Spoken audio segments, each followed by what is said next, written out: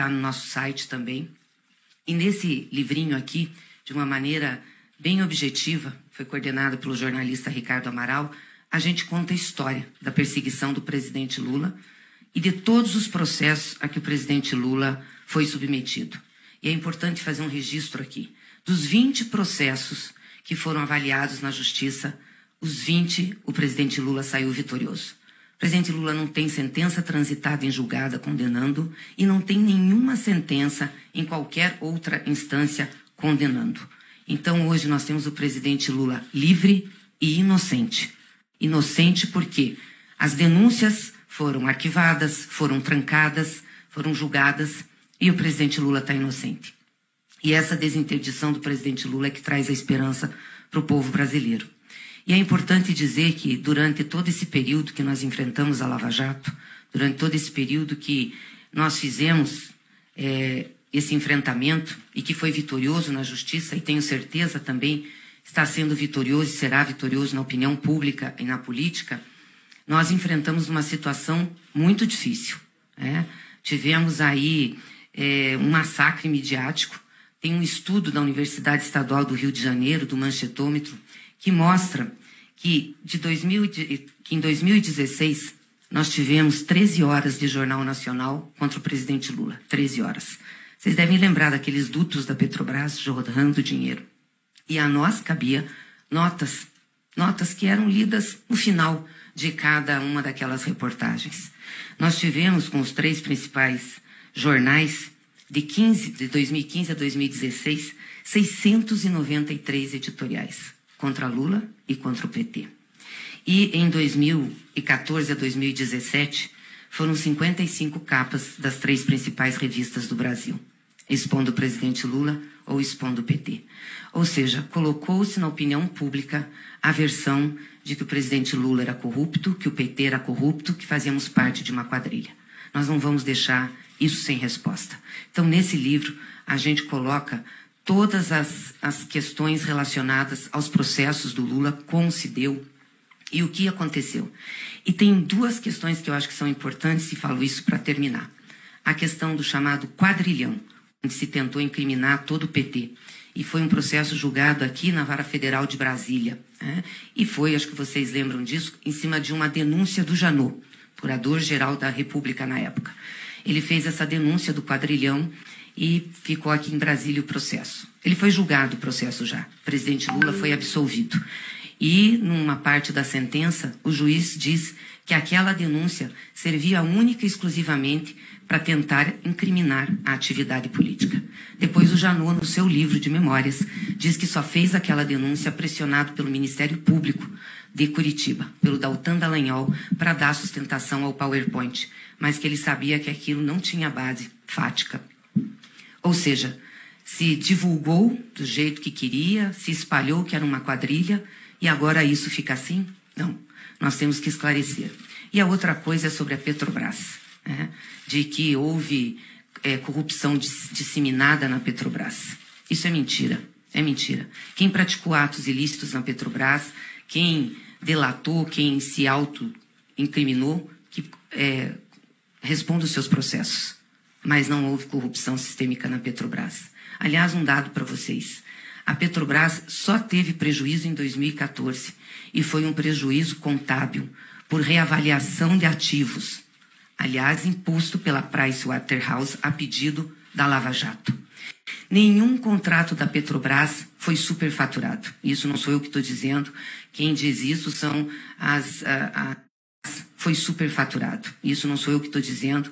Quem diz isso são as auditorias feitas nos contratos. A Petrobras é uma empresa de capital aberto, opera, inclusive na Bolsa de Valores de Nova York, e os contratos estavam corretos. Portanto, não houve desvio de dinheiro da Petrobras.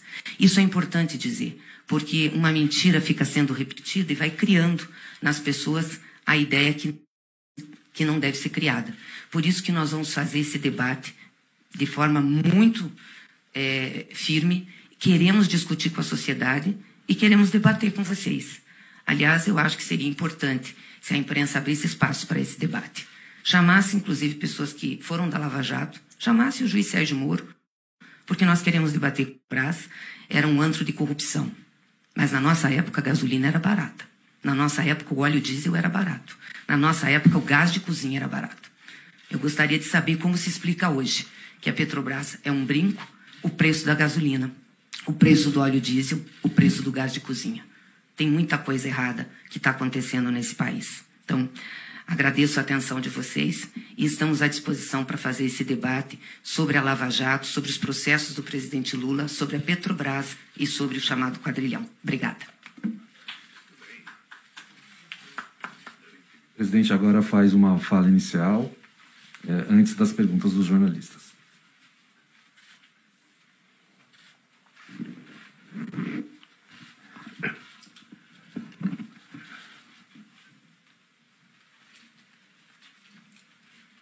Eu acho que é possível tirar a máscara aqui. Você está a 1,5 metro de distância, você pode ir um pouquinho mais para lá, eu posso vir um pouquinho mais para cá.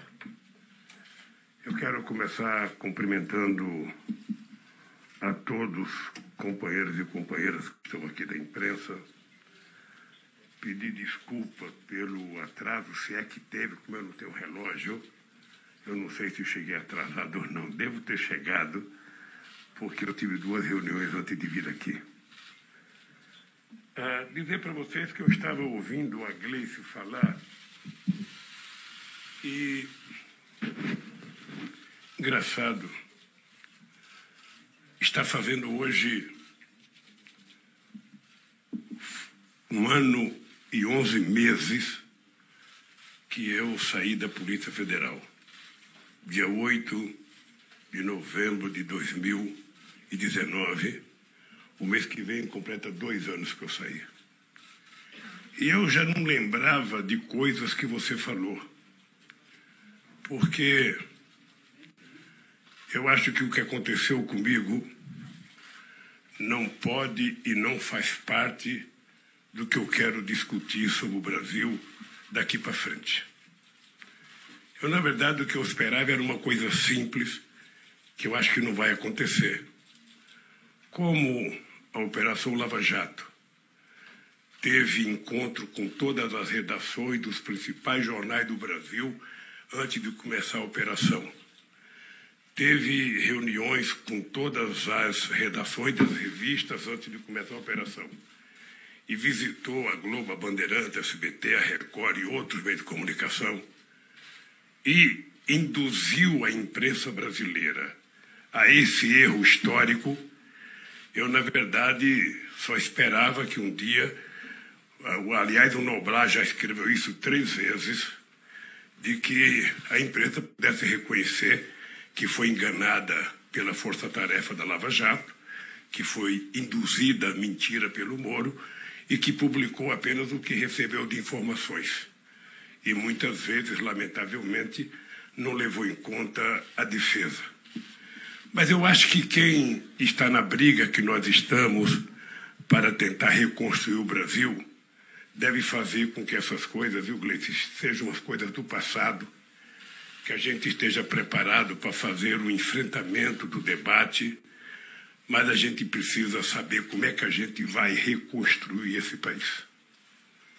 Eu confesso a vocês que depois que eu deixei a presidência, dia 31 de dezembro de 2010, eu não esperava que o Brasil, 10 anos depois, fosse estar pior do que quando eu peguei o Brasil em 2003. Não esperava. Eu não esperava que a fome voltasse ao Brasil. Foi motivo de muito orgulho quando a ONU anunciou publicamente que o Brasil tinha saído do mapa da fome. Foi motivo de muito orgulho quando nos Estados Unidos e na União Europeia, com a crise do Lehman Brothers em 2008 e 2009, 100 milhões de pessoas perderam o emprego.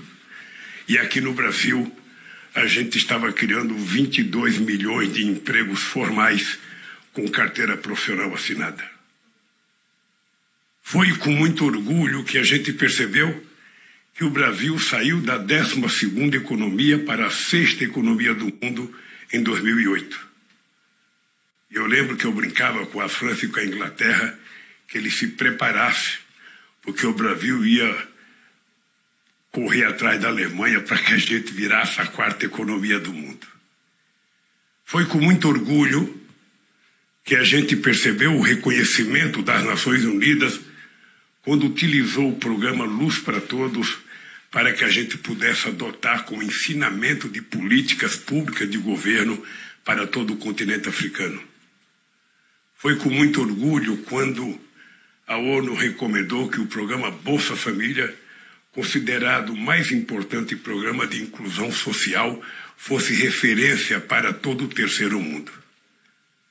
E é com muita tristeza que tudo o que nós conquistamos está sendo destruído. E começou a se destruir o respeito pelo salário mínimo, que foi criado em 1939 pelo Getúlio Vargas. Depois se destruiu a CLT, que foi criada em 1943 pelo Getúlio Vargas.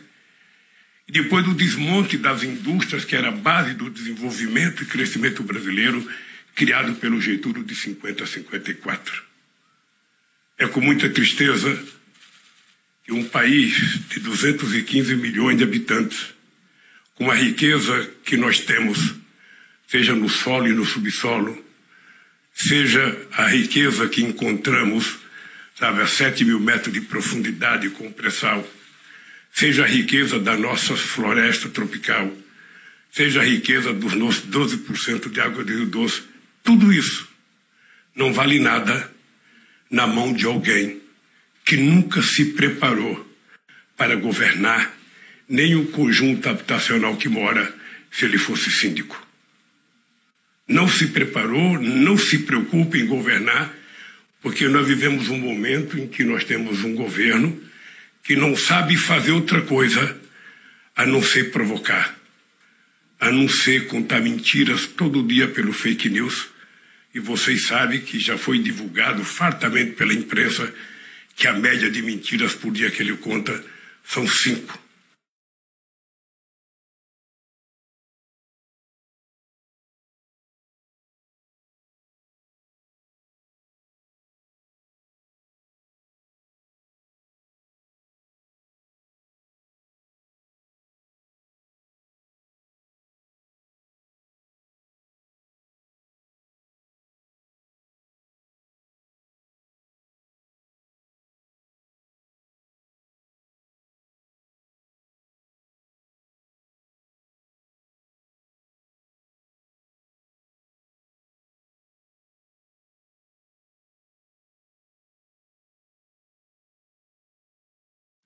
Esse país era levado em conta por toda a União Europeia, esse país era levado em conta por toda a América do Sul, América Latina, Caribe, por todo o continente africano. Esse país hoje, para que o nosso presidente receba um presidente da República, ele tem que mandar buscar um presidente de Guiné-Bissau, porque ninguém quer vir ao Brasil, ninguém quer recebê-lo no seu país. Isso é motivo de tristeza.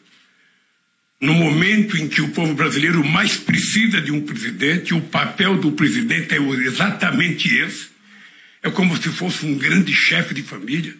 É como se tivesse a responsabilidade de manter a família em paz, a família em harmonia, a família com esperança. Ele destrói. No dia 7 de setembro de manhã, ruge como um leão, e no dia 8 de tarde, mia como um gatinho, pedindo perdão com medo de todas as atrocidades que ele tem cometido nesse país contra as instituições.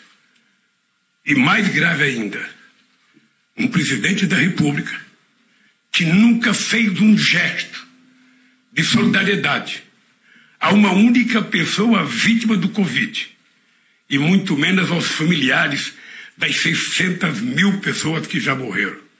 Não tem um gesto, não tem um carinho, não tem uma solidariedade, não tem uma visita a uma sala para dizer: eu estou com vocês, estou preocupado com o nosso povo. Continua mentindo, continua tentando vender remédios ineficazes, continua fazendo propaganda contra a máscara, continua dizendo que o coronavírus não é o bicho-papão que a ciência diz que é, que a medicina diz que é, e continua sendo ironizado no mundo. Ele possivelmente tenha compartilhado com os milicianos dele que aquela foto dele comendo pizza em Nova York era uma coisa popular. O nosso presidente é tão popular que ele come pizza em pé no balcão de um bar, quando na verdade a fotografia quer dizer que ele é uma figura tão nefasta no de respeito ao ser humano, à democracia e ao comportamento simbólico que um democrata e um humanista faz, que não teve um único restaurante que ousou recebê-lo para oferecer uma simples pizza. Então é nesse momento de vergonha em que a gente vê a CPI denunciando todo dia. Não sabemos se tudo vai ser provado na justiça, mas pelo que a gente tem acompanhado pela imprensa, também não sei se é tudo verdade, os que as pessoas falaram, mas é que você tinha uma quadrilha para mentir a respeito da venda de remédios ineficazes e para mentir a respeito da compra das vacinas. É esse país que nós estamos vendo com 19 milhões de pessoas passando fome. E esse estudo mais profundo mostra que, além dos 16 que estão passando fome, sabe, de verdade, tem mais 116 milhões que estão vivendo um momento de insegurança alimentar, porque não conseguem consumir todas as calorias e as proteínas necessárias. Esse país, com 15% de desemprego, com 33 milhões de trabalhos intermitentes em que o trabalhador não tem direito a praticamente nada, trabalhadores muitas vezes carregando comida nas costas para entregar na casa dos outros, sem ter os recursos para comer, trabalhador sem férias, trabalhador sem 13º salário, trabalhador sem nenhum programa de seguridade social, e durante muito tempo foi vendida a ideia que esse cidadão era um microempreendedor individual, dando um status que todos nós que trabalhamos em fábrica gostaríamos de ter. Eu, em 1965, entrei na Vilares Iglesias para trabalhar como torneiro mecânico. Eu ainda não tinha completado 20 anos de idade. E o meu sonho, como é o sonho de qualquer trabalhador no mundo, é trabalhar por conta própria. Paulo Rocha sabe disso porque foi gráfico. O sonho de qualquer trabalhador, quem sabe até o sonho de todos os jornalistas, era ter o seu próprio meio de comunicação, ter o seu blog, ganhar o seu dinheiro sem precisar ter o editor para mandar ele fazer as coisas, alguém para vetar a matéria que ele publica. Ou seja, esse é um sonho natural. E esse sonho foi alimentado com a mentira de que as pessoas estavam perdendo seus direitos porque iam ser microempreendedores, que tudo ia melhorar. É com muita tristeza que eu vejo as pessoas que criaram a ponte para o futuro para dar um golpe na presidenta Dilma Rousseff, as pessoas que prometeram acabar com a CLT, que ia melhorar a vida do trabalhador, não tem nenhuma explicação para o desastre da economia brasileira que nós temos hoje. Eu sou de um tempo em que a gente tinha empresários muito respeitáveis nesse país. Eu sou do tempo em que a indústria representava 30% do PIB brasileiro e não apenas 11% como hoje. Eu sou do tempo em que você tinha pessoas como Antônio Emílio de Moraes, Bardella, Renar Koch, o Grupo Vilares, empresa, o Mindre na Metal Leve, eram empresários de grande envergadura que discutiam a indústria automobilística. Quando eu deixei a presidência, produzia 3.800.000 carros, está produzindo menos de 2 milhões agora. Ou seja, e qual é o símbolo do desenvolvimento hoje nesse país? Qual é o símbolo do crescimento econômico desse país? Esses dias eu vi o papel vejatório do grande empresário brasileiro chamado Velho da Van. É muito triste para um país com a vocação de desenvolvimento que tem o Brasil. Um país com o potencial de riqueza minerais que tem o Brasil. Um país que não tem contencioso internacional e, portanto, esse país mantinha relações extraordinárias.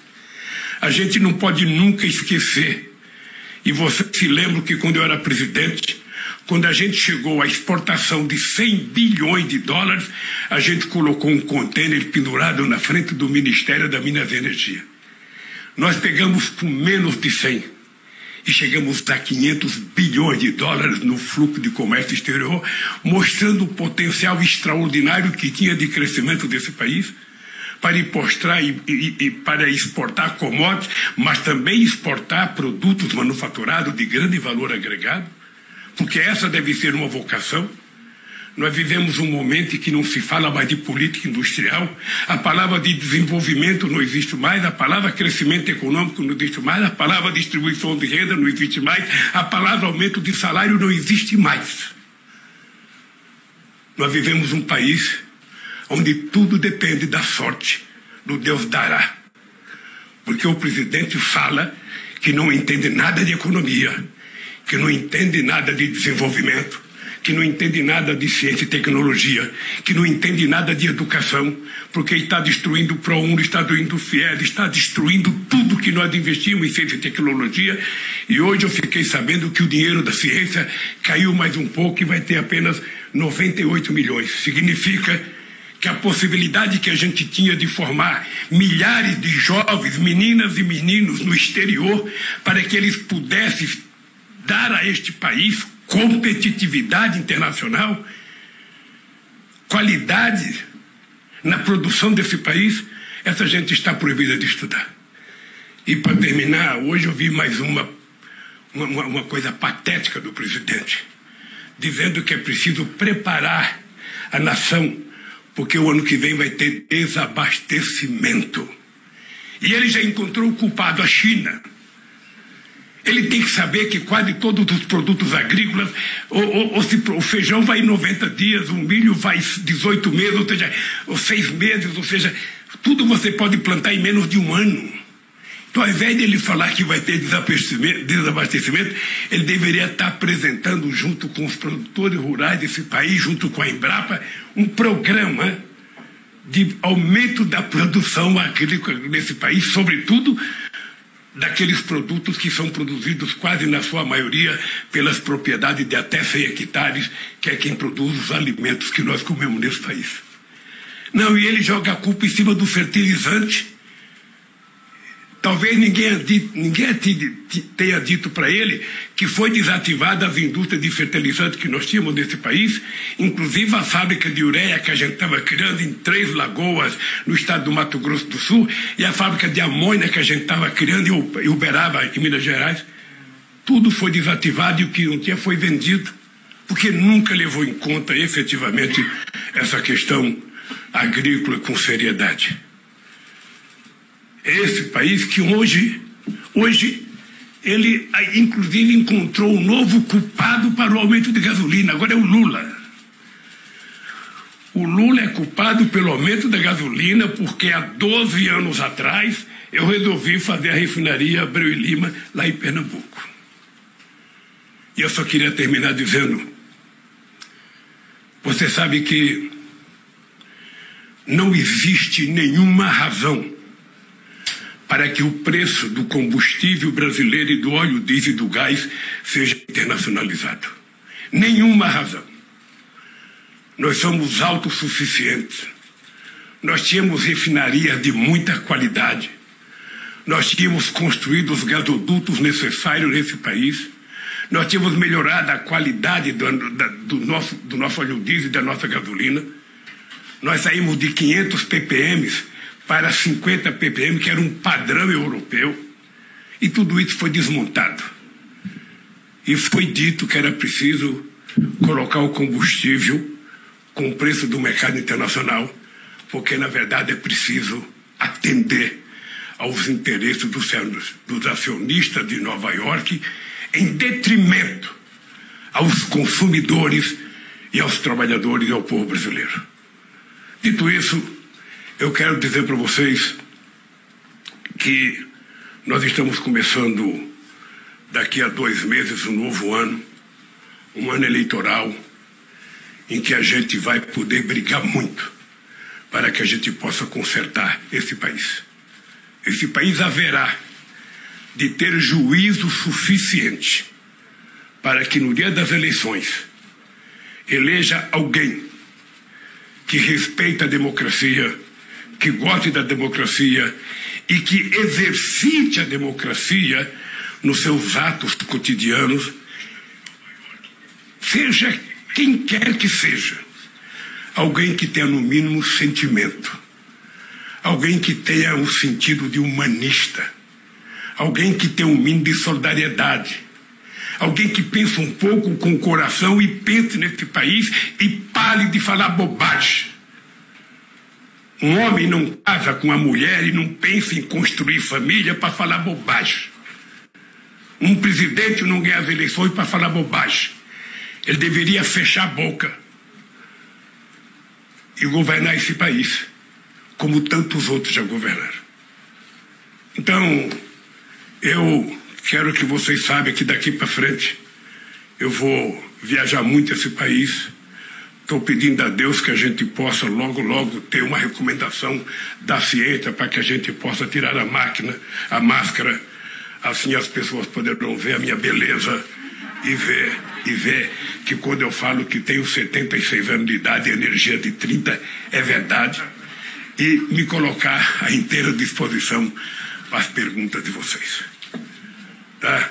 Estou à inteira disposição para as perguntas. Por favor, pergunta o que quiserem, da forma que quiserem. Só não vamos dizer aquele jeitão, curta e grossa. Curta pode ser, mais grossa não, que não é bom nem para mim nem para vocês.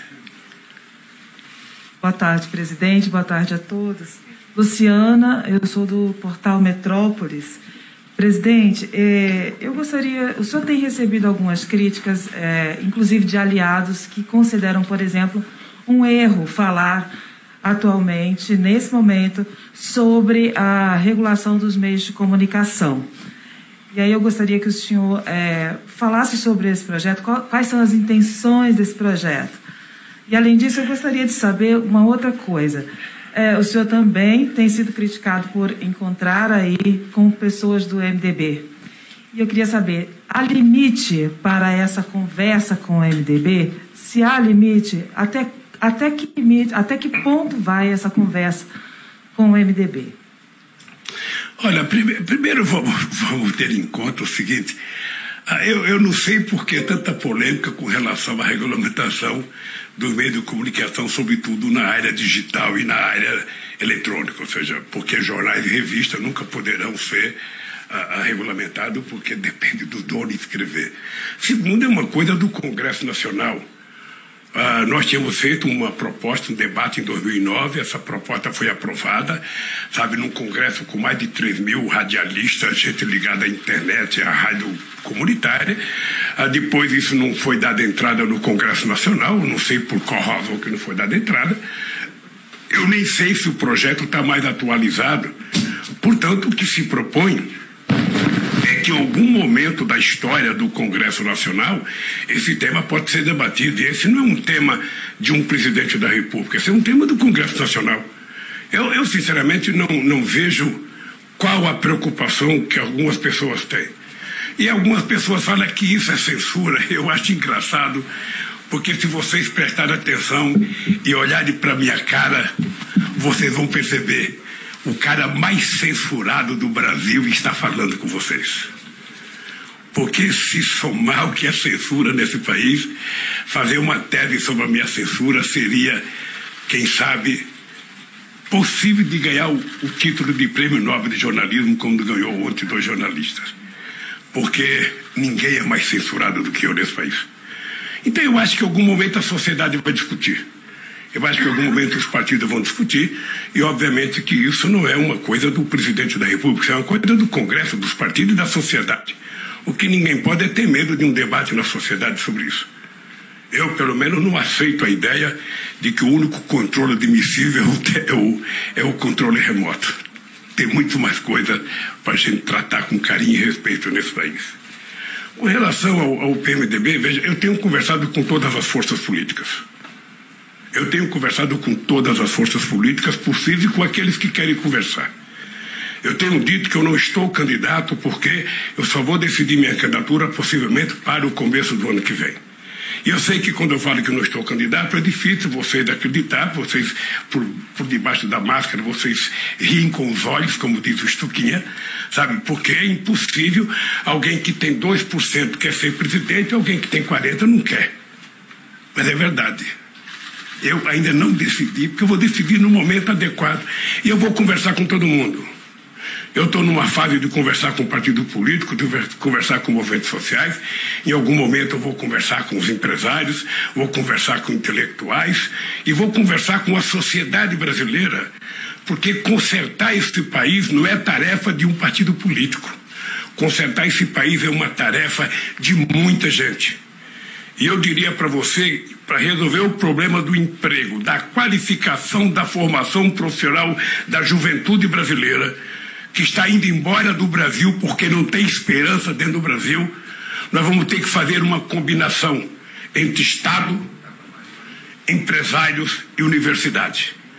Porque eu acho que é preciso muita competência para a gente dar a essa juventude, nesse momento em que, sabe, as pessoas estão virando mais algoritmo do que humanistas, as pessoas estão ficando muito mais algoritmo do que, sabe, um ser humano solidário. Nós precisamos saber como resolver o problema de dar oportunidade de trabalho para essa meninada que às vezes estudou mais do que o pai, às vezes estudou mais do que o avô e está desesperado porque não existe a possibilidade de ter um emprego. E quando arruma um emprego, é um emprego que não o qualifica de acordo com a sua formação. Então eu vou conversar com todos os partidos políticos. Não estou discutindo composição ainda, porque na hora de discutir composição, a imprensa já elegeu 18 vices para mim. Eu já tenho 18 vices, eu já tenho 8 ministros da economia, e eu nem sei se sou candidato, mas já tenho tudo isso. Eu espero que a imprensa acerte e que, dentre esses que foram citados, eu possa escolher alguém para ser o ministro da economia, alguém para ser meu vice. Se eu pudesse pedir um favor para vocês, eu pediria: se na hora de fazer as perguntas vocês pudessem tirar a máscara com toda a proteção científica do nosso pessoal, sai de perto, o Claudinho sai de perto, mais uns 2 metros para trás, e aí você que vai fazer a pergunta fica segura. E alguém, Estuquinha, colocar álcool no... Já colocamos. Tá bem. Cada um faz a pergunta, a gente passa o álcool. Tudo bom? Bom dia. Mariana Halbert, do Poder 360. Eu vou fazer 3 perguntas, todas de uma vez. Aproveitando o MDB, alguns interlocutores já dizem que o senhor tem falado que gostaria de ter no comando do Congresso, em 2023, né, depois das eleições, pessoas do MDB ali. Eu queria saber por que isso seria importante, se o senhor cogita de fato e já tem conversado. A outra pergunta é sobre a questão ambiental. O senhor já tem falado também um pouco sobre isso e pretende fazer algumas viagens ao exterior. Eu queria saber o que o senhor vai levar desse tema ao exterior, com quem que o senhor pretende conversar sobre isso, qual que é o foco nessa questão ambiental. E a terceira, né, os senhores falaram no início sobre a narrativa da Lava Jato e que é importante trazer outra narrativa para a campanha. Eu queria saber como que o senhor vai colocar isso para o eleitor a ponto de convencer quem, enfim, não pretende votar nesse momento no senhor nem no presidente Bolsonaro, como que o senhor vai convencê-los sobre essa questão da Lava Jato? Obrigada. Eu vou começar pela última. Veja, eu já fui candidato em 82 a governador de São Paulo. Em 89, a candidata a presidente da República, em 94, em 98, em 2002, em 2006. Fui candidato indireto apoiando a Dilma em 2010, 2014, e o Haddad eu não pude porque eu estava preso em 2018. Então, toda eleição, você vai ter uma turma que vota em você, uma turma que não vota em você e uma turma que não quer votar em ninguém. Mas toda eleição é assim. Você tem um candidato com 47 no primeiro turno, outro com 42, com 38, tem um grupo de abstenção. E no segundo turno você constrói a base que te elege para presidente da República. Veja, eu acho uma... Como é que eu poderia dizer sem ser grosseiro? Porque como eu fui candidato muitas vezes, eu ouvia falar muito em terceira via quando você tinha a Guerra Fria. Né? Então era tudo contra o comunismo e entre o comunismo e a social-democracia tinha que surgir uma terceira via. Aqui no Brasil eu fui candidato contra 12 vias. Vocês estão lembrados que em 89 eu era um simples metalúrgico, o PT era recém-criado, E eu fui candidato contra o doutor Ulisses Guimarães, que, segundo a lógica da imprensa, era o futuro presidente da República, porque tinha tido um sucesso extraordinário na Constituinte de 88. Eu fui candidato contra o Collor, eu fui candidato contra o doutor Paulo Salim Maluf, doutor Afif, doutor Mário Cova, doutor Marronzinho, doutor Roberto Freire, doutor Aureliano Chaves. Então tinha 13 vias disputando as eleições, e eu fui para o segundo turno, também o doutor Neló de Moura Brizola, e eu fui para o segundo turno com o Collor.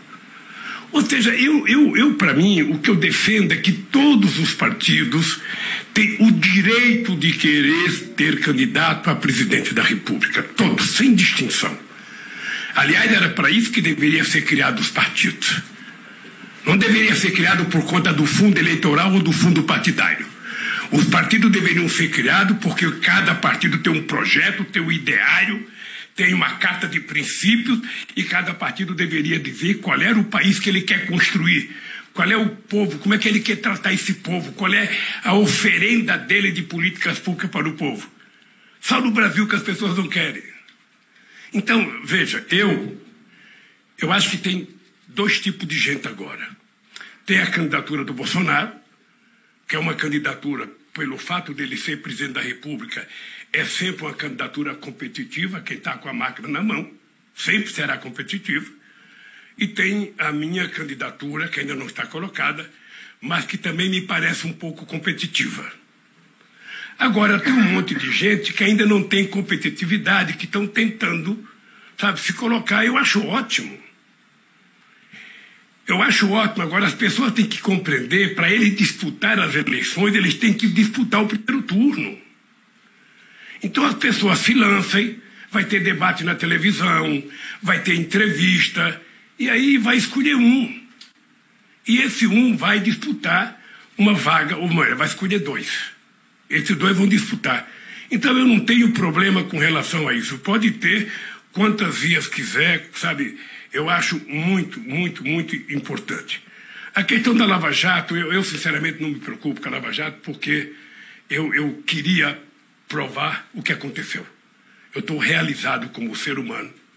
Estou realizado porque tomei as decisões corretas na hora certa. Eu poderia ter saído do Brasil, não saí. Eu não queria carregar a pecha de positivo. Eu tomei a decisão de ir lá para Curitiba para ficar na barba do Moro para provar que ele era mentiroso. Ele era um deus de barro criado pela imprensa brasileira. E a imprensa poderia ter percebido isso na minha sentença.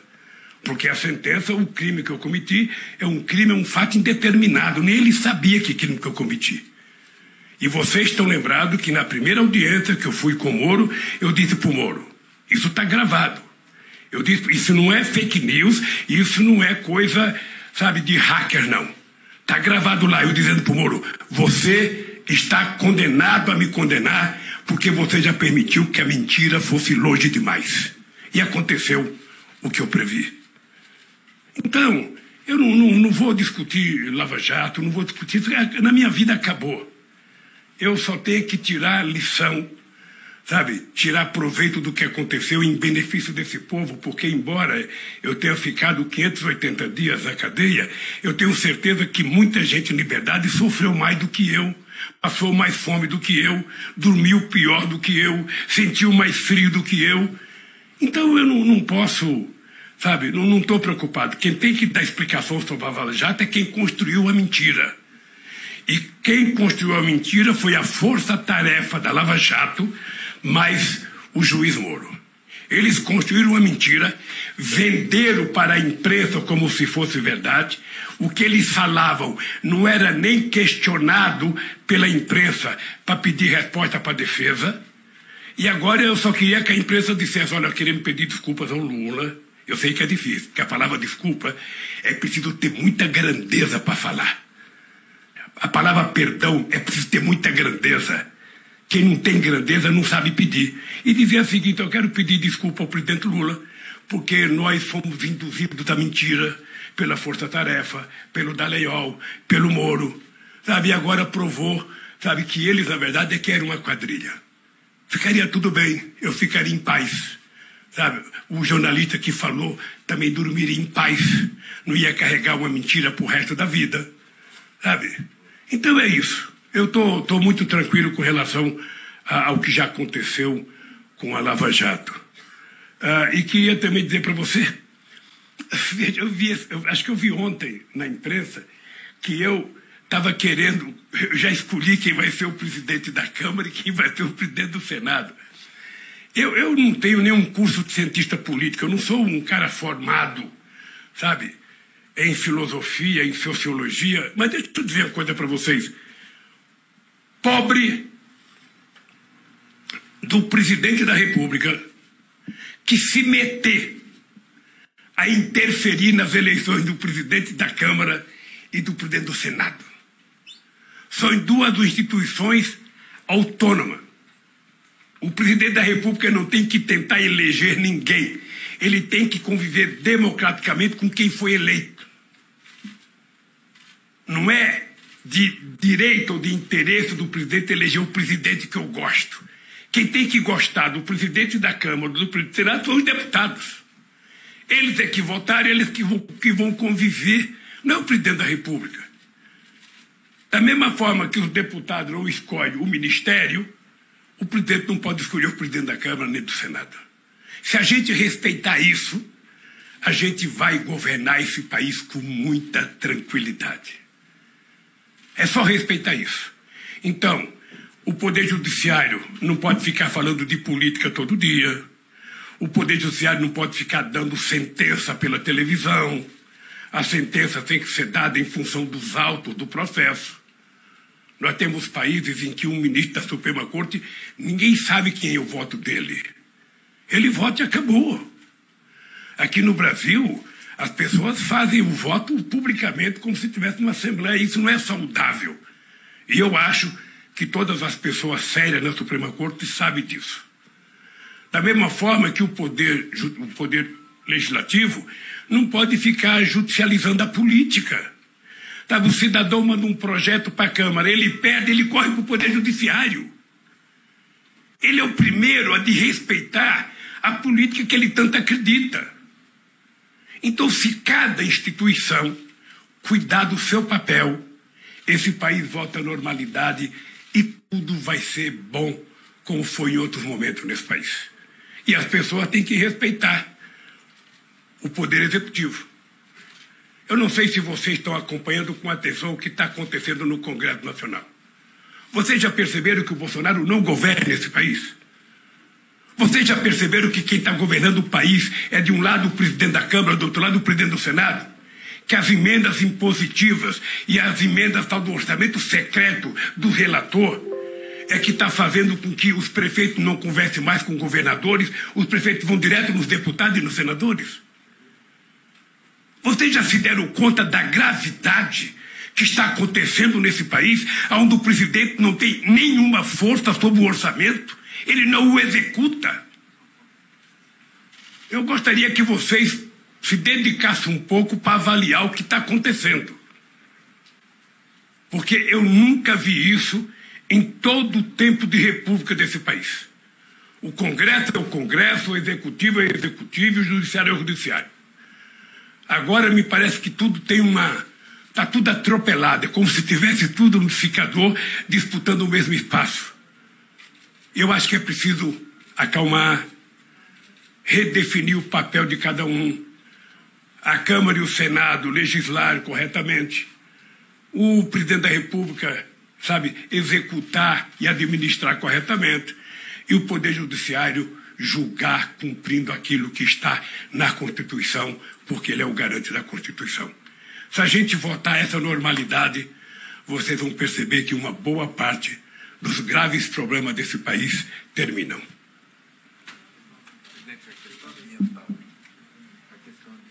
A questão ambiental, desculpa, é que você fez 4 perguntas nenhuma. Você é esperta, você, sabe, disseram que era 8 perguntas. Quando a gente vai atender agora o movimento social, antigamente é o seguinte, vai falar 3 pessoas. Agora, cada pessoa participa de uma decisão coletiva. Então, cada pessoa tem mais 4 para falar. Então, no ato que era para falar 3, falam 12. Mas deixa eu falar para você, a questão ambiental, ela, hoje no mundo, mas sobretudo num país como o Brasil, Não é possível você discutir desenvolvimento, crescimento econômico, se você não discutir a questão ambiental. Em qualquer parte do mundo hoje, a questão ambiental está envolvida diretamente a qualquer proposta de desenvolvimento, qualquer que seja o desenvolvimento. E o desenvolvimento sustentável exige que a gente repense o Brasil. E no Brasil tem uma coisa grave que de vez em quando a gente debate apenas aquilo que está na moda, né? Então, como o que está na moda agora é a Amazônia, a gente se esquece da poluição ambiental do esgoto correndo a céu aberto nas ruas desse país. Ontem eu fui ver a cooperativa dos catadores de papel numa cidade que é a capital extraordinária, que tem no plano piloto o maior padrão de vida desse país. Tem amplos setores que não tem coleta de lixo seletivo. As pessoas colocam tudo junto no saco para ir para a cooperativa para as pessoas poderem separar. Sabe, é comida orgânica com papel higiênico. Não tem sentido. Então, discutir a questão do ambiental, precisa discutir também que nós temos um animal que está passando por problema, que é um animal chamado ser humano. Né? Que nesse mundo de 7 bilhões de habitantes, tem 900 milhões de habitantes que vão dormir todo dia sem ter o que comer.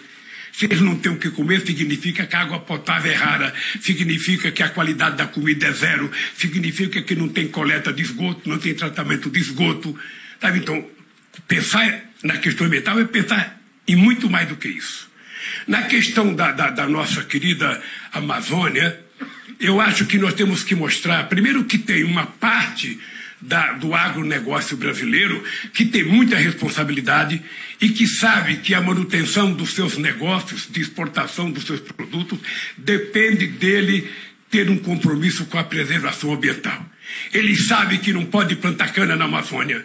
Ele sabe que não pode plantar soja na Amazônia. Ele sabe que não precisa plantar milho na Amazônia. Ele sabe que não precisa criar gado na Amazônia. O Brasil tem milhões de áreas agricultáveis e que não precisa derrubar uma árvore para plantar. Ele sabe. Inclusive, era mais fácil recuperar as áreas já degradadas. Esse é um debate que nós vamos fazer com a sociedade brasileira. Esse não é um debate para o ministro do Meio Ambiente, é um debate para a sociedade brasileira. E nós queremos compartilhar esse debate com o mundo. Nós queremos afirmar que a Amazônia é um espaço territorial de soberania do Brasil. O nosso amigo Macron, que não fale mais de internacionalizar a Amazônia, ela é nossa. Agora, o que nós queremos fazer? É democratizar o estudo científico da qualidade e da riqueza da nossa biodiversidade, para que a gente possa tirar disso a extração de produtos fármacos, de produto para a indústria de comércio, fazendo empresa limpa para que a gente possa gerar emprego, distribuir renda para aquele povo que morou lá, que são 25 milhões de pessoas no mínimo.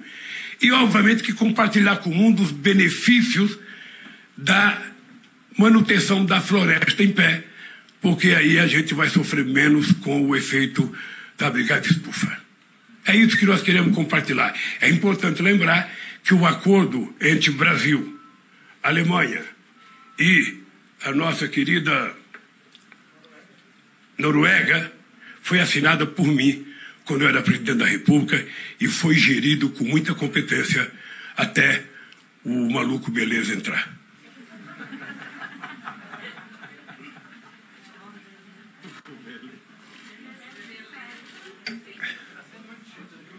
Bom dia, presidente. Bom dia. Tereza Cruvinel, Portal Brasil 247. Presidente, em 2002, quando o mercado embarcou na narrativa do risco Lula, né, o senhor respondeu com a Carta ao Povo Brasileiro e aquela pactuação de honrar contratos, respeitar contratos, quebrou resistências e abriu caminho para a sua candidatura. Hoje, quando as pesquisas lhe atribuem até a chance de vencer em primeiro turno, nós vemos o seguinte: alguns atores dessas elites econômicas reconhecem qualidades do seu governo, o Delfim Neto, o Maelcio da Nóbrega, que você fez um ótimo governo, etc. Mas nós estamos vendo resistências aí de setores do mercado, das elites, até o presidente da Natura disse anteontem que Bolsonaro é Bolsonaro é inaceitável, o senhor é indesejável. O senhor está com um projeto, né, uma plataforma de reconstrução nacional que naturalmente necessita de pactuação também com as elites econômicas desse país. Qual é a sua proposta, a sua carta ao povo brasileiro do momento atual, né? Qual a sua proposição quando, você diz que é em janeiro, né, for conversar com os empresários? Como responder a essas resistências? Né? E aproveitando aí o precedente das 4 perguntas, se o senhor puder me dizer que o PSOL está dizendo que o apoio à sua candidatura não está assegurado e a gente sabe que isso se deve à questão São Paulo. Você está disposto a deslocar Fernando Haddad para uma candidatura ao Senado e apoiar Boulos para viabilizar essa aliança com o PSOL? Obrigada. Olha, eu sempre faço uma analogia da política com o futebol. Sempre o jogador que está no banco de reserva, ele fica chateado quando o técnico escala outro, porque ele fica sentado achando que ele deveria estar no lugar do outro. Na política é a mesma coisa. O Haddad tem um potencial eleitoral em São Paulo muito forte. E o Boulos é um jovem da qual nós do PT temos um profundo respeito, e eu, além de respeito, sou amigo pessoal do Boulos, que está fazendo a disputa. E no momento certo a gente vai saber quem é que deve, então, assumir o posto de candidato ao governador de São Paulo. Não precisa ter pressa. Cada um faça a sua campanha, cada um tente trabalhar, cada um faça o debate.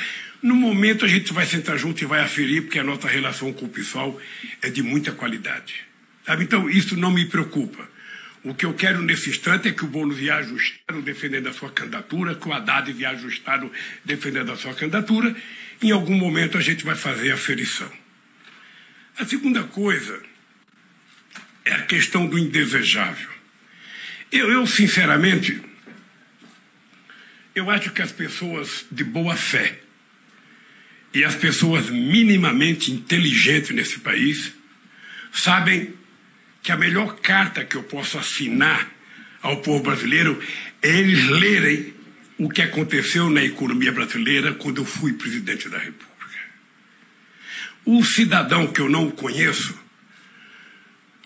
ele disse que eu sou indesejável porque eu quero um Estado forte. E quero. É importante que cada jornalista, que cada eleitor, que cada adversário saiba: eu quero um Estado forte, porque somente o Estado forte é capaz de acabar com a miséria nesse país. É capaz de não ter medo de fazer casa popular subsidiada para o povo que está desempregado e para o povo que ganha pouco. Eu quero um Estado capaz de manter o SUS e melhorar o SUS. Porque o SUS, que era tão tripudiado antes da pandemia, agora está endeusado por quem tripudiava ele. Mas o SUS é uma coisa extraordinária. Então eu não quero um Estado empresarial. Eu quero um Estado com força para que ele seja o indutor do desenvolvimento. O indutor. O Estado que não tenha preocupação de fazer dívida para investir num ativo produtivo para esse país. Um Estado que não discuta se vai financiar a educação porque é gasto. Tem que financiar a educação. Um Estado que cuide das pessoas, sabe, sem se preocupar com os gastos de cuidar das pessoas. Então, quando o rapaz da Natura fala isso, eu, cidadão, só posso pedir a esse cidadão, ele já nasceu com outro candidato e não vou perder tempo de conversar com ele, porque com a cabeça dele eu não quero ser candidato dele. Eu quero que ele divulgue bastante coisa contra mim, porque é esse Estado socialmente justo que eu quero criar nesse país. Sabe? E nós já tivemos, eu já provei que é possível.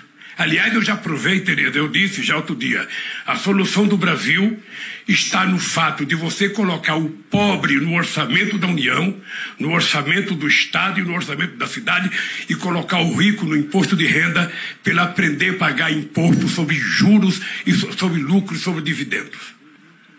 Então, é muito tranquilo. Eu sou a única pessoa que as pessoas podem saber o seguinte: eu não preciso prometer. Eu fui o único governante que durante 8 anos, participando do G8 e de G20, O Brasil foi o único país que cumpriu meta de superávit primário todos os anos. Porque, para mim, responsabilidade não precisa ter lei. Responsabilidade é uma coisa que você traz dentro de você. Então, Tereza, não precisa carta ao povo brasileiro. Eu tenho um legado. O legado que eu deixei para esse país vale umas 500 cartas ao povo brasileiro. O rapaz que falou que eu sou indesejável devia ler. Aliás, ele devia ver quando é que ele cresceu no meu mandato. Ele deveria dizer o que era a Natura antes de eu chegar na presidência e o que ela virou, sabe, no meu governo. Aí, quem sabe, ele fala, não, esse Lula é bom. Ele deveria falar que no Obama, esse Lula é o cara. E pedir desculpa para mim e votar em mim. Quem sabe ele faça isso um dia. Mas se não fizer também, eu vou gostar dele, porque eu não gosto das pessoas que votam em mim. Eu gosto das pessoas como elas são. Se gostar de mim, ótimo. Se não gostar, ótimo. Sabe, eu estou naquela fase, Tereza, que eu gosto de todo mundo. Esse coração apaixonado pela Janja agora tem espaço para eleitores sem pedir a que partido está o eleitor. Eu quero é conversar com o povo brasileiro, porque é o povo brasileiro que vai me ajudar a consertar esse país. É isso, querida.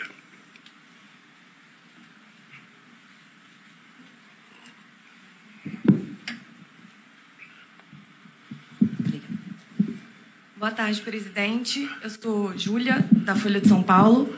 Eu queria saber se o senhor pretende ir aos protestos do dia 15 de novembro, que estão sendo organizados pela oposição, e por que o senhor não foi aos atos anteriores, se isso não pode dar uma sinalização de que, na realidade, o senhor não apoia o impeachment do presidente Bolsonaro e pode enfraquecer a mobilização. Obrigado pela pergunta. Eu estava esperando essa pergunta. Era necessário, veja, dizer que o PT é contra o impeachment é de uma insanidade. A pessoa que fala que o PT é contra o impeachment poderia perguntar por que o Lira não coloca em votação. Não é a Gleice Hoffmann que pode colocar em votação. Ela está magrinha de tanto gritar impeachment fora Bolsonaro. Eu estou achando até que ela tem que tirar um descanso para ela engordar um pouquinho e deixar os outros que acham que o PT não quer impeachment gritar. Porque o PT não precisa, sinceramente, é o único partido político que não tem que dizer que quer o fora Bolsonaro e que quer o impeachment. Agora, o presidente da Câmara tem mais de 130 pedidos e poderia colocar um em votação. Então, isso é uma bobagem que não dá para levar a sério alguém dizer que o PT não quer impeachment. Segundo, por que eu não fui nos atos até então? Eu não fui nos atos, primeiro, por uma questão de responsabilidade. Eu não queria e não vou contribuir para transformar o ato em atos políticos. Porque a hora que eu subir no caminhão, estará subindo no caminhão o primeiro colocado em todas as pesquisas de opinião pública que pode ganhar as eleições no primeiro turno. Uma coisa é subir num caminhão um candidato que tem 2% dos votos. Outra coisa é subir num caminhão um candidato que tem 47% do voto, 45%, 40%, 48%, 49%, 51%, 52%, 53%. Depende do viés da pesquisa. Então eu tenho essa responsabilidade. Porque quando eu subir no caminhão, não é para descer mais. Segundo, eu tenho 4 ministros da saúde. Eu tenho o Tamporão, tenho o Quioro, tenho o Humberto Costa e tenho o Padilha. Todas figuras excelentes. E é eles que falam, presidente, o senhor não deve ir. Enquanto não houver segurança científica, o senhor já tem 75 anos de idade, o senhor está na área de risco, então o senhor não deve ir. E não vai fazer falta porque o senhor estará representado pela presidenta Gleice Hoffmann, pelo companheiro Fernando Haddad e por tantos outros militantes do PT. Então eu não vejo por que ir. Quando eu decidi ir, você vai fazer uma pergunta para mim depois. Ô, presidente, por que você vai em tanto palanque? E eu vou dizer porque eu gosto. Eu tô com muita vontade de ir, mas eu estou realmente com cuidado. Estou com muito cuidado. E não sei se eu vou dia 15, não sei. Vai depender da circunstância e do momento. Eu só estou te dizendo que quando eu for, eu não sairei mais do palanque. Por quê? Porque quando eu for, significa que a gente vai poder fazer comício, e se puder fazer comício, eu vou voltar a andar pelo Brasil. Tem um pequeno problema ainda que eu não queria antecipar, já que você perguntou, vou antecipar.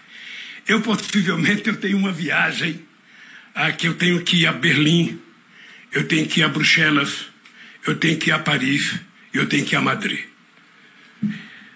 São encontros que estão sendo marcados, encontros que são no Parlamento Europeu, encontro que eu vou receber um prêmio na França, encontro que eu vou conversar com o SPD, que acaba de ganhar as eleições na Alemanha, encontro que eu vou participar de um debate no El País com empresários espanhóis, sabe, encontros que eu talvez visite o primeiro-ministro Pedro Sanches. Então eu estou nessa fase de preparar isso. Sabe, se a minha viagem for depois do dia 18, eu participarei do dia 15. Se ela for antes do dia 18, eu não participarei, mas deixarei a Gleisi Hoff com minha representante maior para falar em meu nome. Ela vai ser minha carta nesse ato.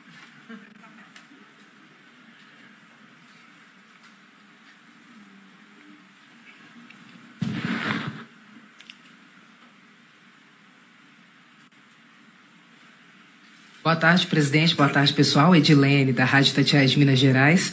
Sobre a conversa do senhor com o Kassab, caso uma terceira via não emplaque, que é o projeto dele, o senhor aguarda o apoio do PSD nas eleições? E essa conversa passa pelo apoio do PT ao prefeito Alexandre Calil numa candidatura ao governo de Minas?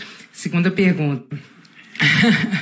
O senhor disse no encontro com os parlamentares, eles saíram dizendo isso, que o senhor está insistindo em um discurso de ter uma bancada forte, fazer uma base forte. Com a criação do União Brasil, que é a fusão entre o PSL e o DEM, a manutenção das coligações, como é que o senhor vê esse cenário?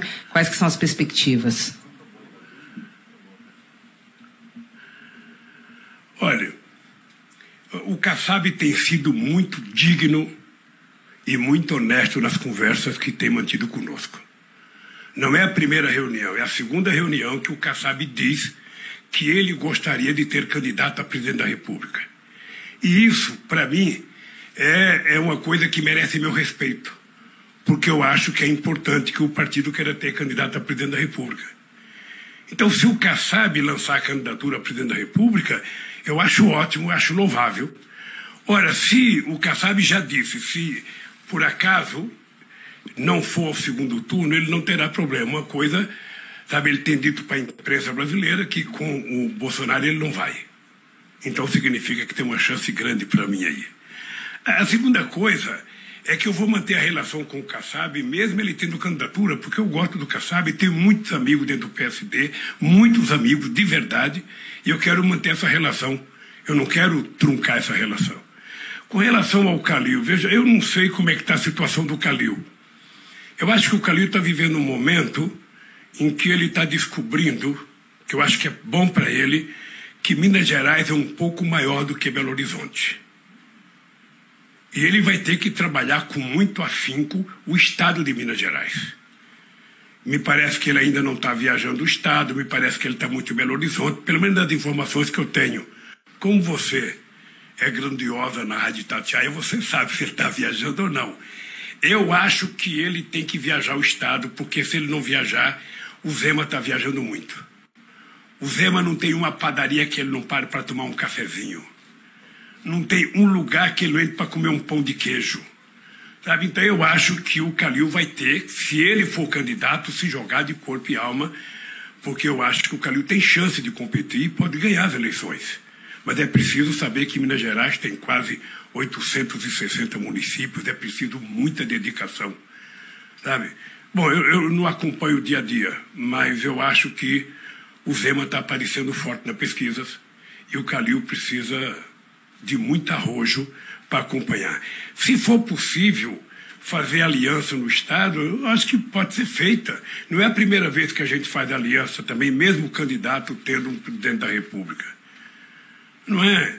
Você está lembrado que Minas Gerais é o estado do Lulécio? E o Aécio tinha candidato a presidente da República. Na Paraíba, o Cássio Cunha Lima, toda vez que eu ia a Paraíba, o candidato a presidente do Cássio parecia que era eu, mas não era eu. Era o Serra. E depois era o Alckmin. Então, vamos deixar um pouco as coisas acontecer. Quando chegar mais ou menos para março do ano que vem, a gente vai ter uma definição.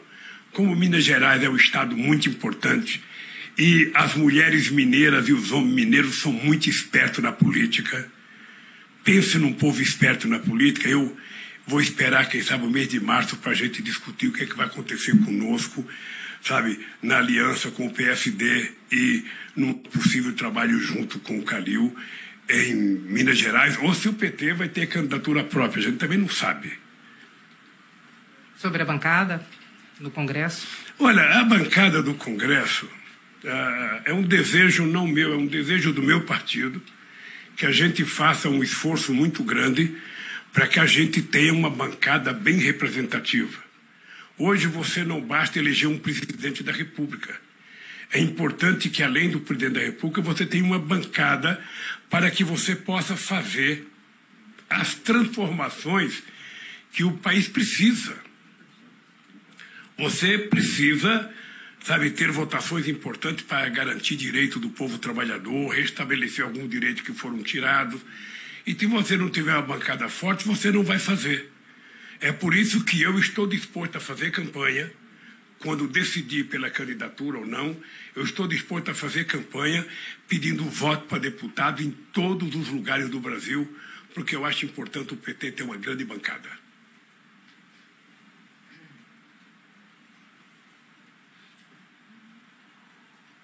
Boa tarde, presidente. Eu sou Afonso, repórter do El País.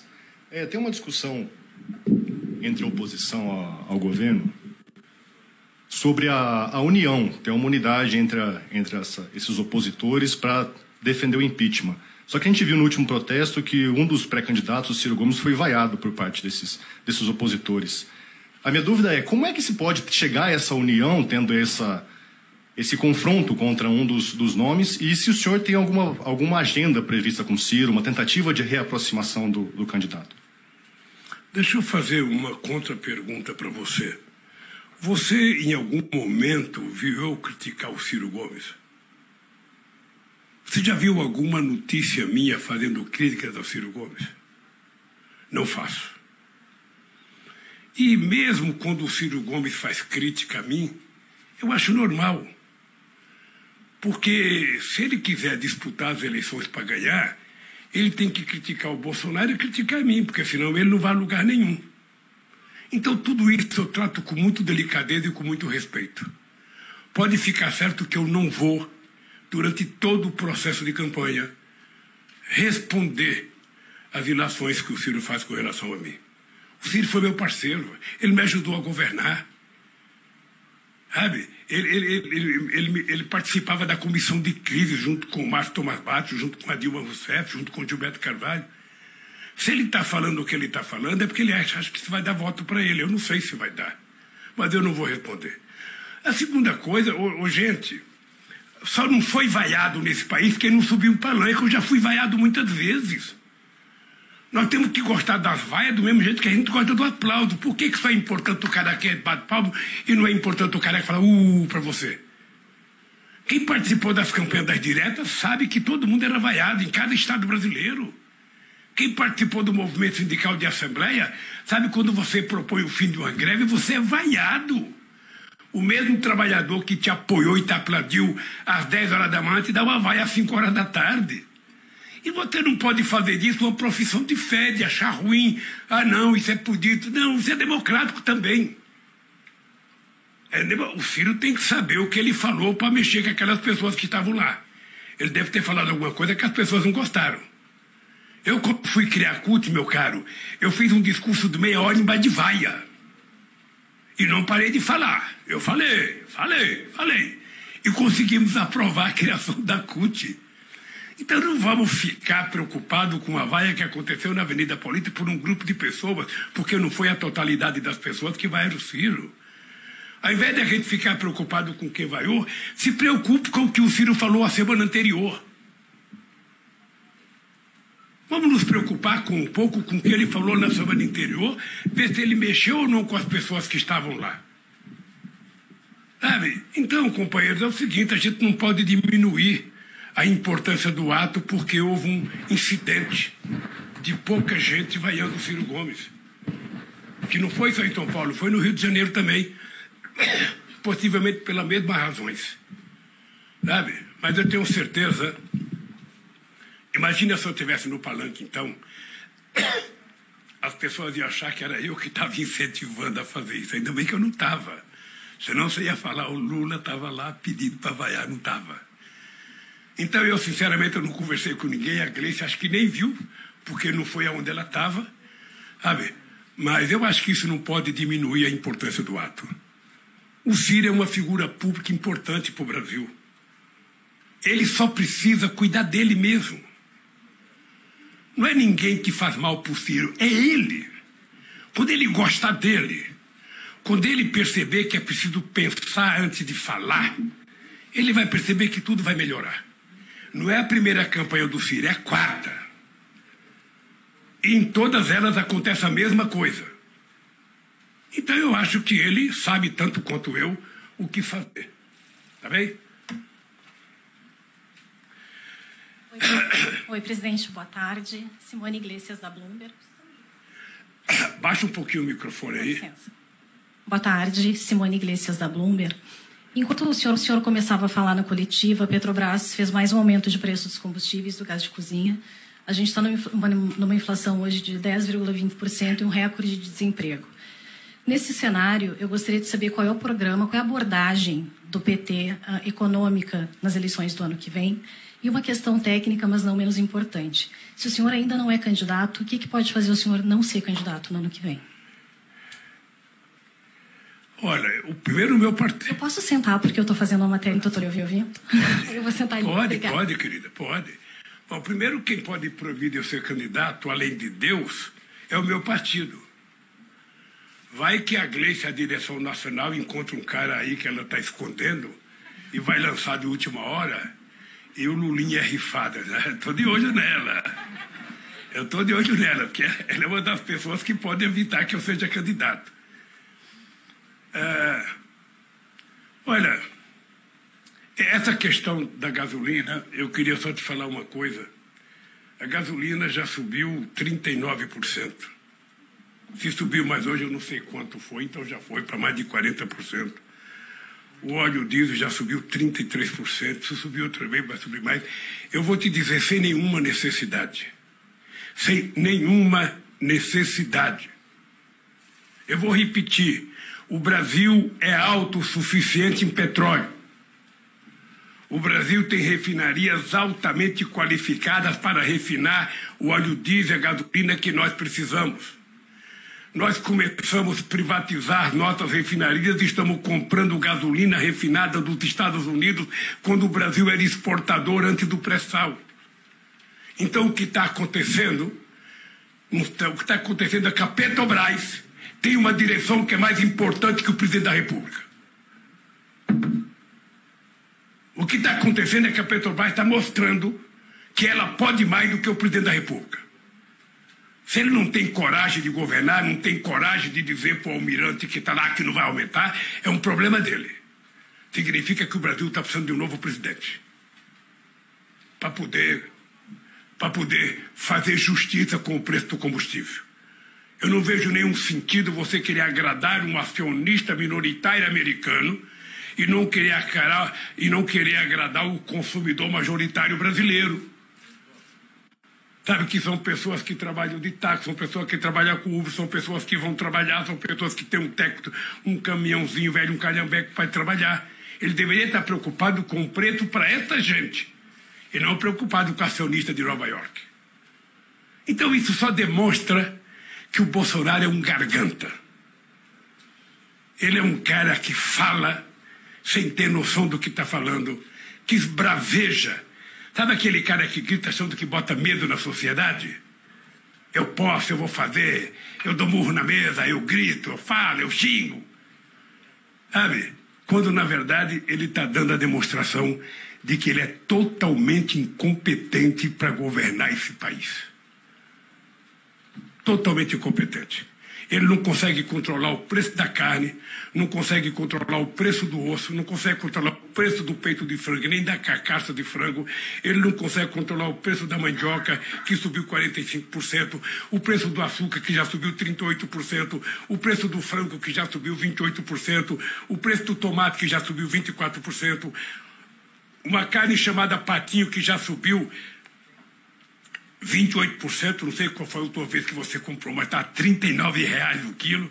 O óleo de soja já subiu 32%, ou seja, significa que não é apenas o combustível que ele não controla o custo de vida do povo, não controla a inflação, e agora está dizendo que vai haver desabastecimento por causa da China. Ele é totalmente fora de controle. Sabe aquele bonequinho eletrônico? Perdeu a corda. Então acabou o controle, ele está meio biruta nesse país. Às vezes eu acho que ele parece um biruta de aeroporto. Está sempre virando à procura de uma boa notícia. E a notícia dele é baseada sempre numa mentira. Sempre no fake news. E eu acho que o povo brasileiro vai ter que dar conta disso em algum momento. Obrigado, pessoal. Vamos com o horário. Mas eu não preciso de conselheiro. Imagina se conselho fosse bom, eu comprava, ninguém vai me dar. Na verdade, é o seguinte, eu vou criar um pool de jornalistas, um pool de sindicalistas, um pool de empresário e vou criar o fórum dos conselheiros do Lula. Todo mundo vai me dar conselho. Aquele bom eu vou seguir. Olha, deixa eu dizer uma coisa para vocês, a economia não é uma coisa difícil. Eu digo sempre que economia tem duas coisas que se vocês um dia forem eleitos, vocês vão saber o seguinte. Você tem que ter credibilidade. Quando você falar, as pessoas que estão te ouvindo precisam acreditar naquilo que você está falando. E outra coisa é que você tem que ter previsibilidade. As pessoas têm que saber que não serão pegas de caça curta todo santo dia. Se você tiver essas duas qualidades, o resto, você governa. Você governa. Então, eu te confesso que eu já tenho na minha cabeça quem eu quero se eu for candidato a presidente. Vou criar o meu conselho outra vez, presta atenção. Eu vou criar o meu conselho de desenvolvimento econômico e social. Vai ter empresário, vai ter sindicalista, vai ter negro, vai ter branco, vai ter pastor evangélico, vai ter pastor católico, vai ter todo mundo. Porque o país não é meu. Eu é que sou do país. Então eu quero que a sociedade me ajude a fazer as coisas corretas. Sabe? Hein? Tem que perguntar para o Meirelles. Ele agora está com Dória. O Meirelles é uma pessoa que eu gosto dele, que eu tenho relação com ele. Sabe? Quando eu precisei do Meirelles, ele teve um papel muito importante no meu governo. Eu sou grato ao Meirelles. Mas o Meirelles está no outro até agora. Vamos ver o que vai acontecer. Como o mundo é redondo, a gente pode dar volta e pode se encontrar outra vez. Mas essa coisa é uma coisa que não me preocupa, não. Pode ficar certo que eu tenho uma preocupação com a economia brasileira. Eu tenho uma preocupação muito grande com a inflação, porque ela prejudica o povo mais pobre. Eu tenho uma preocupação com o emprego, que é uma coisa muito séria. Sabe? Uma preocupação com a fome. Mas a questão econômica a gente resolve a hora que a gente mostrar seriedade. E uma das coisas que a gente quer fazer em primeiro plano é a gente recuperar a nossa credibilidade internacional.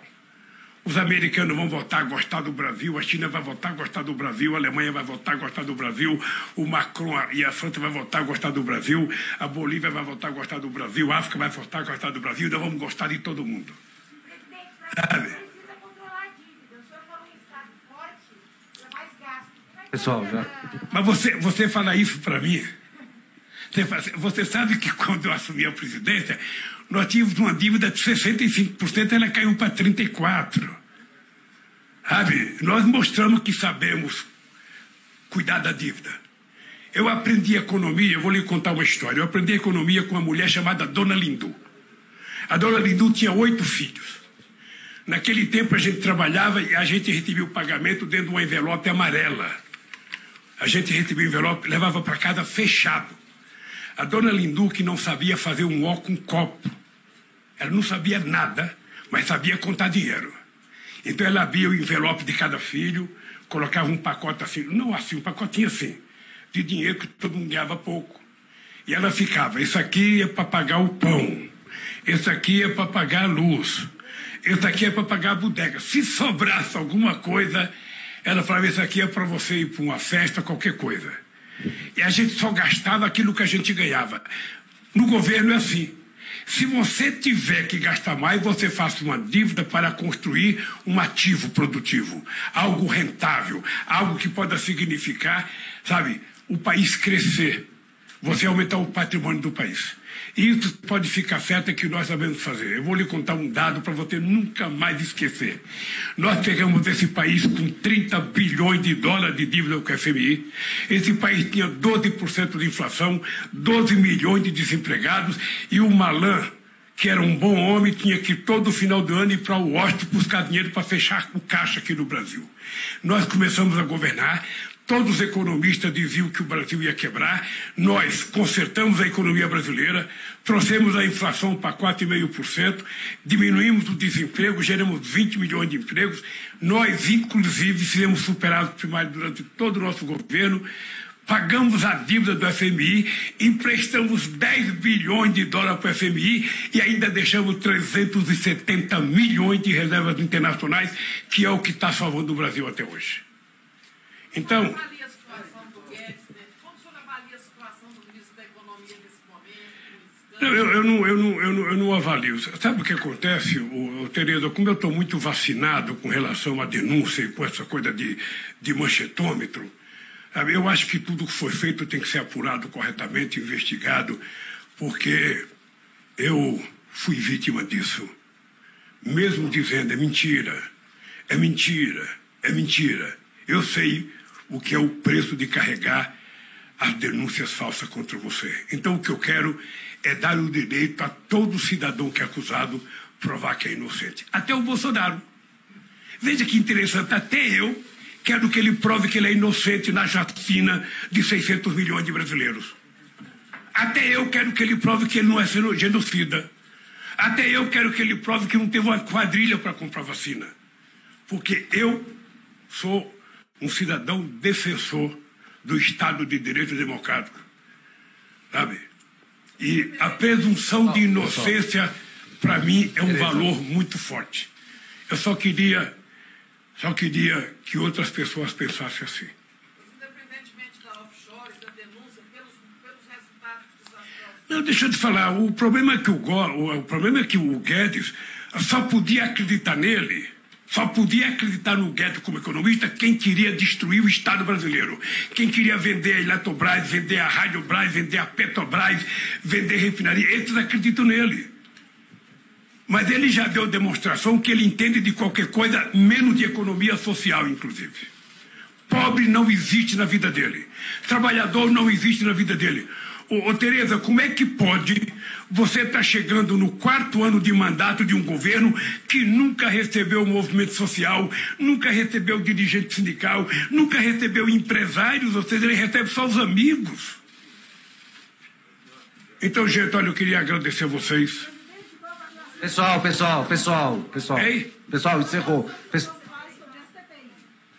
Olha, eu acho que a CPI está trabalhando com seriedade. De vez em quando eu acho que exagera na convocação de algumas pessoas que não deveriam convocar, mas eu acho que a CPI deve apresentar um bom relatório. Porque algumas sessões que eu tenho assistido têm denúncias muito escabrosas que eu acho que vai dar num processo e o Bolsonaro que se cuide. Pessoal, acabou, encerrou, não é? Encerrou. Agora a minha próxima viagem é para Minas Gerais. Não sei quando, mas eu quero ir ao Vale do Jequitinhonha, quero ir ao Vale do Mucuri, quero ir ao Vale do Ato, quero ir ao Vale do Rio Doce, quero comer frango à cabidela, quero comer torresmo, tudo que é bom. Obrigado, pessoal. Um beijo no coração, gente. Obrigado.